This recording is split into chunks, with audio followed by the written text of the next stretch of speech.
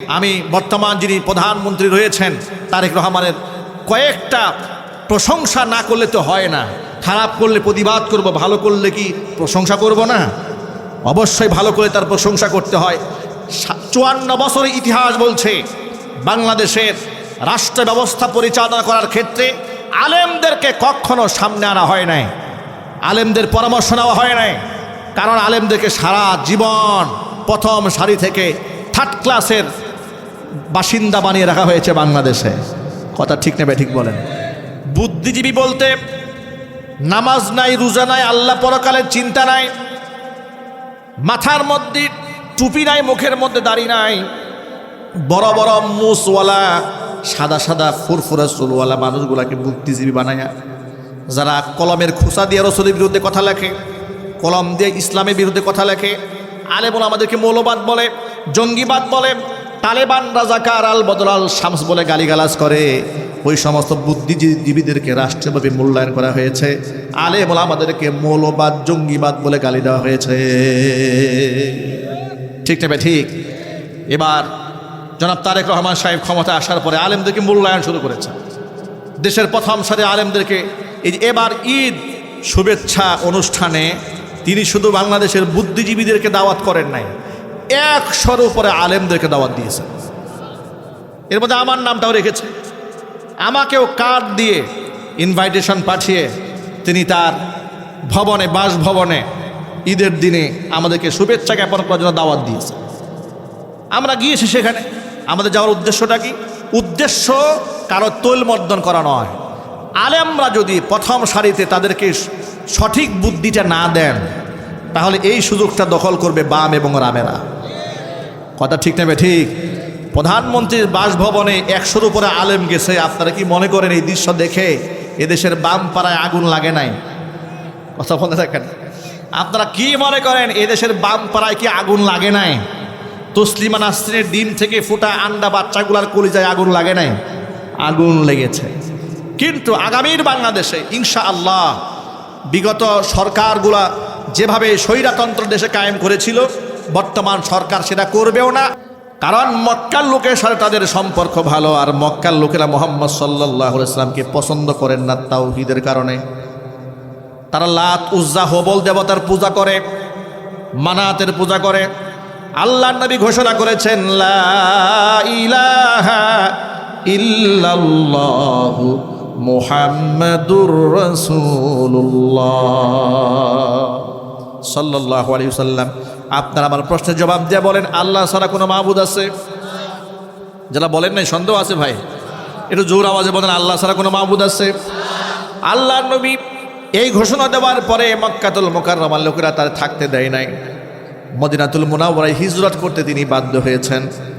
বনু হানিফা গোত্র প্রধান মুহাম্মদ সাল্লাল্লাহু আলাইহি ওয়াসাল্লামকে প্রচণ্ড ঘৃণা করে, এমনকি সে ঘোষণা পর্যন্ত দিয়েছিল সুযোগ পেলে নবীজি সাল্লাল্লাহু আলাইহি ওয়াসাল্লামকে সে হত্যা করবে। সাহাবা ইকরামের একটা কাফেলা তারা জিহাদের ময়দান থেকে ফিরে আসতেছিল। সুযোগ বুঝে এই বনু হানিফা গোত্র প্রধান সুমামা ইবনে উসাল ইহরাম বেঁধেছে উমরা করার জন্য মক্কায় যাবে। কুফরি হালাতে কাফেলা কিন্তু হজ এবং উমরা করতে, এটা মনে রাখেন, এর ভিন্ন ইতিহাস, ওটা আরেকটা ইতিহাস। উমরা করার জন্য উমরার ইহরাম বেঁধেছে। মুহাম্মদ সাল্লাল্লাহু আলাইহি ওয়াসাল্লামের সাহাবীরা এই সুমামা ইবনে উসালকে, মুহাম্মদ সাল্লাল্লাহু আলাইহি ওয়াসাল্লামের দুশমনকে বেঁধে মদিনাতুল মুনাওয়ারায় রসুলের সামনে নিয়ে হাজির করেছে। আচ্ছা, জানের দুশমনকে সামনে পাওয়ার পরে আচরণটা কি ভালো হয় না খারাপ হয়? হ্যাঁ, খারাপ হয় না? মুহাম্মদ সাল্লাল্লাহু আলাইহি ওয়াসাল্লামের সামনে হাজির করা হলো। আল্লাহর নবীর সামনে যখন তাকে হাজির করা হলো, নবীজি সাল্লাল্লাহু আলাইহি ওয়াসাল্লাম বললেন, সুমামা, তোমার সাথে কি ব্যবহার করা হবে? তুমি আমার কাছে কি আচরণ আশা করো? সুমামা ইবনে উসাল বলল, মুহাম্মদ সাল্লাল্লাহু আলাইহি ওয়াসাল্লাম, আমি যে অন্যায় করেছি, পাপ করেছি, সুতরাং এই অন্যায়ের কারণে আপনি আমাকে গ্রেফতার করে এনেছেন। ইদা কতালতানি ফাকতুল দা দামিন ইং তাকতুল তাকতুল দা দামিন, যদি আপনি আমাকে হত্যা করেন, একজন হত্যার যোগ্য অপরাধীকেই হত্যা করলেন।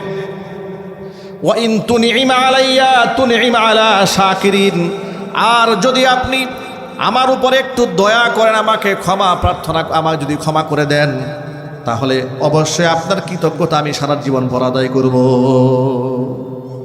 আর যদি আপনি আমার কাছে মুক্তিপণ চান, আমি যথেষ্ট সম্পদশালী মানুষ, আপনি আমার কাছে কত টাকা চান সে টাকা দিয়েই আপনার কাছ থেকে আমি মুক্তিপণ নিতে চাই।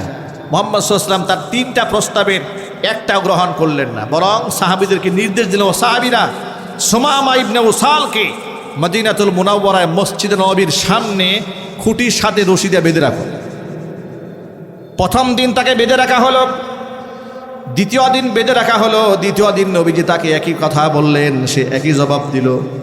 তৃতীয় দিন আবার বললেন, তোমার কি অন্য কোনো বক্তব্য আছে নাকি?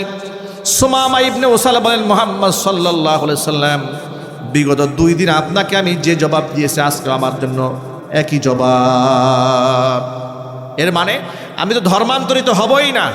আপনি যদি আমাকে মারতে পারেন, আপনি যদি আমারে ক্ষমা করেন তাও করতে পারেন, মুক্তিপণ যদি চান আপনি তাও চাইতে পারেন।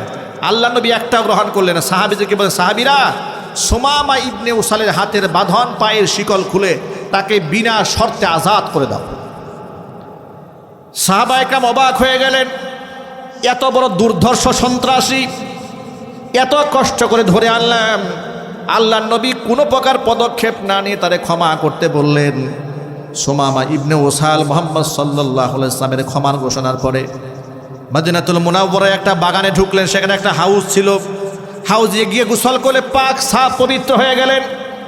এবার মসজিদে নববীতে ফিরে এলেন, এসে দেখেন সাহাবায়ে কেরাম পরিবেষ্টিত অবস্থায় নবীজি বসে আছেন।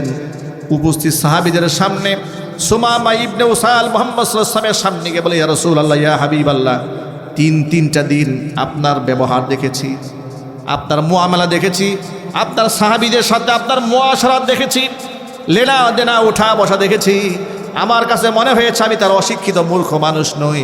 যে ব্যবহার আমি আপনার মধ্যে দেখতে পেয়েছি, আল্লাহর কসম করে বলি আপনি মহামানব, এতে আমার কোনো সন্দেহ নাই। আপনি আপনার রহমতের হাতটা বাড়িয়ে দেন, আপনার হাতে হাত রেখে আমি কালিমা পড়ে মুসলমান হয়ে যেতে চাই। সুমামা ইবনে উসালা কালিমার ঘোষণা করে তিনি মুসলমান হয়ে গেলেন। মুসলমান হয়ে তিনি যে কথাটা বললেন, খুব দামি কথা। রসুলের চেহারার দিকে তাকিয়ে বলছে, ও মুহাম্মদ সাল্লাল্লাহু আলাইহি ওয়াসাল্লাম, এই পৃথিবীতে আপনার চেহারার চেয়ে নিকৃষ্ট কোনো চেহারা আমি সুমামার কাছে ছিল না, কিন্তু আজকের পর থেকে আপনার চেহারার চেয়ে শ্রেষ্ঠ চেহারা এই দুনিয়ার মধ্যে আমার কাছে আর একটাও নাই। এই দুনিয়াতে আপনার শহর মদিনাতুল মুনাওয়ারার চেয়ে নিকৃষ্ট শহর আমার কাছে একটাও ছিল না। আজকের পর থেকে ঘোষণা দিলাম, এই মদিনার চেয়ে শ্রেষ্ঠ শহর আমার কাছে আর একটাও নাই। আপনার ধর্ম দ্বীন ও ইসলামের চেয়ে নিকৃষ্ট ধর্ম পৃথিবীতে আমার কাছে আর একটাও ছিল না। আজকের পর থেকে ঘোষণা দিলাম, এই দুনিয়াতে ইসলামের চেয়ে শ্রেষ্ঠ ধর্ম আমার কাছে আর একটাও নাই। জোর আওয়াজে বলতে হবে আল্লাহু আকবার। আল্লাহর নবী তলোয়ার দিয়ে কুপায়া পিটিয়ে মানুষ হত্যা করে দ্বীন ইসলাম প্রচার করেন নাই, প্রসার করেন নাই। মানুষের কলিজা জয় করেছেন আমল দিয়ে, আখলাক দিয়ে, উদারতা দিয়ে, ভালোবাসা দিয়ে। কথা বলতে হবে, ঠিক কিনা বলেন? আজকে সেই ব্যবহার আমাদের কোথায়? এই 3টা এক্সাম্পল আপনাদের সামনে উপস্থাপন করার মাধ্যমে আমি শুধু আপনাদেরকে বুঝাতে চাইলাম, আপনারা একটু জবাব দিয়ে বলবেন, আল্লাহর নবী কি কর্কশ ছিলেন? খারাপ ব্যবহারের লোক ছিলেন? হৃদয় কি কঠিন ছিল? বিনয় আবনত চিত্তে মুহাম্মদ সাল্লাল্লাহু আলাইহি ওয়াসাল্লাম সকলকে গ্রহণ করেছেন। আল্লাহর নবীর কোমল আচরণে অসংখ্য অগণিত লোক কালিমা পড়ে মুসলমান হয়েছে। সেই নবীজি এই গুনার ব্যাপারে, যে গুনার ব্যাপারে সূরা আরাফের আয়াতগুলো আমি তেলাওয়াত করেছি, সেই গুনার ব্যাপারে হুজুর এত কঠোর হলেন, এত কঠিন হলেন। হুজুর বললেন, ইদা ওয়াজাদতুম মান আমিলা আমালা কওমি লূত, কওমে লূত যে পাপ করেছে সেই পাপ যদি কেউ করে, যে করেছে যার সাথে করা হয়েছে, উভয়কে তোমরা মৃত্যুদণ্ড কার্যকর করো, নির্দেশ দিয়েছেন মুহাম্মদ রাসূলুল্লাহ সাল্লাল্লাহু আলাইহি ওয়াসাল্লাম। সেই গুনাহ হচ্ছে সমকামিতার গুনাহ।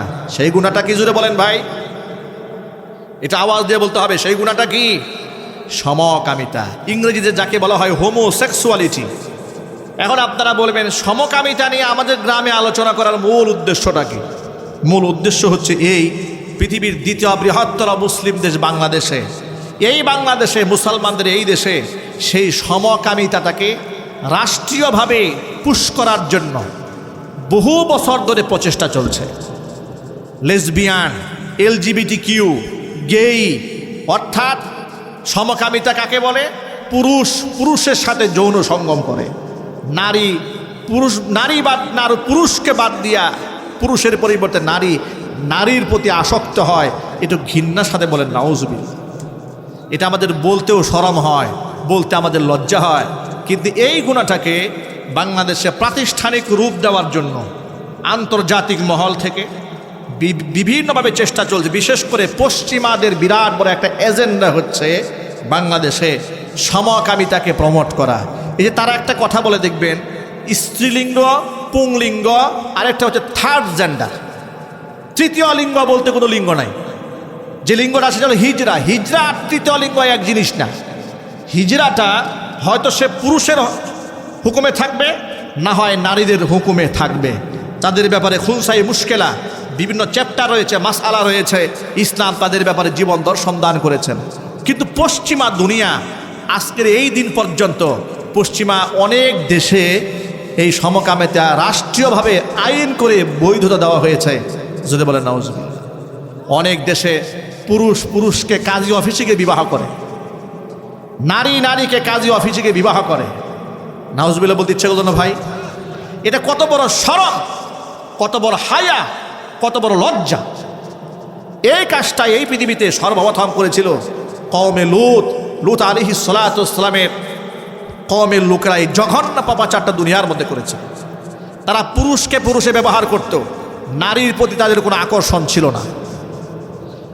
এদেরকে হেদায়েতের উপর ডাকার জন্য, তাওহীদের পথে আনার জন্য, নিকৃষ্ট পাপাচার থেকে বিরত রাখার জন্য আল্লাহ তাআলা নবী লূত আলাইহিস সালাতু ওয়াস সালামকে পাঠিয়ে দিয়েছিলেন তাদের উপরে। নবী লূত আলাইহিস সালাতু ওয়াস সালাম সম্পর্কে আল্লাহ পাক বলছেন, ওয়ালুতান ইয ক্বালা লিকাওমিহি আতাতুনাল ফাহিশাতা মা সাবাকাকুম বিহা মিন আহাদিম মিনাল আলামিন। ওয়ালুতান ইয ক্বালা লিকাওমিহি, নবী লূত আলাইহিস সালাতু ওয়াস সালামের কথা স্মরণ করো, যখন তিনি তার কওমের লোকদেরকে বলেছিলেন, আতাতুনাল ফাহিশা, তোমরা তো এমন অন্যায় করো, এমন পাপ তোমরা করো, মা সাবাকাকুম বিহা মিন আহাদিম মিনাল আলামিন, তোমাদের পূর্বে এমন জঘন্য পাপাচার পৃথিবীর মাটিতে কেউ করে নাই। কি পাপ? ইন্নাকুম লাতাতুনার রিজালা শাহওয়াতাম মিন দুনিন নিসা বাল আনতুম কওমুম মুসরিফুন। তোমরা নারীদেরকে বাদ দিয়ে তোমরা পুরুষের সাথে যৌন সম্পর্কে লিপ্ত হও। নাউজুবিল্লাহি মিন যালিক। নাউজুবিল্লাহ বলেন ভাই। এই অপারেটর ভাই গেল, সাউন্ডটা কমাই ফেলছে, দূরে আসলে আওয়াজ হয় না। দেখেন তো অপারেটর ভাই কই গেল? অপারেটর ভাইকে ডাক দেন, একটু আওয়াজ বাড়িয়ে দিতে বলেন। ভাইরা আমার, তোমরা নারীদেরকে বাদ দিয়ে তোমরা পুরুষদের প্রতি যৌন আকর্ষণ নিয়ে এগিয়ে যাও। নাউজুবিল্লাহ পড়েন। এই পাপ তোমরা ছাড়া পৃথিবীতে তোমাদের পূর্বে আর কেউ করে নাই। দেখেন, এত জঘন্য এই জাতি ছিল। এই জাতিটা এতটা মারাত্মক জাতি যে মহান আল্লাহ তাআলা এদের ভয়াবহ চিত্রে কথা বর্ণনা করতে গিয়ে সূরা আরাফে এদের ব্যাপারে বলেছেন, সূরা হুদে আল্লাহ তাআলা এদের কথা বলেছেন, আবার সূরা আনকাবুতের মধ্যে আল্লাহ পাক এদের কথা বলেছেন। এত জায়গায় এদের কথা কোরআন শরীফে বলার কারণটা কি? কারণ হচ্ছে এই জঘন্য পাপাচারের সাথে যেন মুসলিম সমাজ জড়িয়ে না পড়ে। কারণ এটা এমন একটা পাপ, এমন একটা জঘন্য অন্যায়, এটা মানব বিধ্বংসী একটা অপরাধ। কথা ঠিক না ব্যাঠিক জুড়ে বলেন? কিন্তু সেটা আমেরিকাতে এর আইন রয়েছে, পুরুষকে বিবাহ করতে পারে। ফ্রান্সে এর আইন রয়েছে, জার্মানিতে এর আইন রয়েছে, ইটালিতে এর আইন রয়েছে, কানাডাতে এর আইন রয়েছে। নাউজুবিল্লাহ পড়েন। এই যে উন্নত রাষ্ট্র, যাদের যে সমস্ত দেশে আমাদের দেশের যুবকেরা যাওয়ার জন্য স্বপ্ন দেখে, যে একটা বার যদি পশ্চিমাদের ভিসা পেয়ে যেতাম, মনে হচ্ছে জান্নাতের টিকিট পেয়ে যেত, স্বপ্ন দেখে। প্রিয় ভাইরা, ইউরোপে আমেরিকাতে হয়তো উন্নত জীবন ব্যবস্থা আছে, কিন্তু তারা জাহান্নামের খুব কাছাকাছি বসবাস করে। কথা বলে না কেন? আমাদের দেশে যদিও আমাদের উন্নত ব্যবস্থাপনা নাই, কিন্তু তাওহীদের কারণে, ইমানের কারণে এই জমিনটা ওই সমস্ত যে সমস্ত দেশে ক্ষুধাদ্রোহিতা আছে, নাস্তিকতা আছে, অবাধ মেলামেশা আছে, তাদের চেয়ে নিঃসন্দেহে ইমানদার বান্দা আল্লাহর কাছে হাজার গুণে শ্রেষ্ঠ। ঠিক না? জুড়ে বলেন। আল্লাহ পাক যেন আমাদের সকলকে, আমাদের দেশেও ইমানদার আছে, তবে ইমানদার নেতৃত্ব কম আমার দেশে। আমাদের দেশে যদি ইমানি নেতৃত্ব তৈরি হতো তাহলে ইউরোপ আমেরিকার মতো জীবন ব্যবস্থা এই বাংলাদেশেও অনেক অনেক বেশি অগ্রসর হয়ে যেত। কিন্তু আমাদের দেশে চুরের খনিতে এমনভাবে ভরা, যাকেই দায়িত্ব দেওয়া হয় সেই বড় বড় চুরের খনিতে পরিণত হয়ে যায়। ঠিক না? ঠিক জুড়ে বলেন। এরপরে বেগম পাড়াতে বাড়ি বানানো হয়, অবৈধ টাকা পয়সা বিদেশে পাচার করা হয়। আমাদের দেশে বিগত 16 বছরে 28 লক্ষ কোটি টাকা বিদেশে পাচার করা হয়।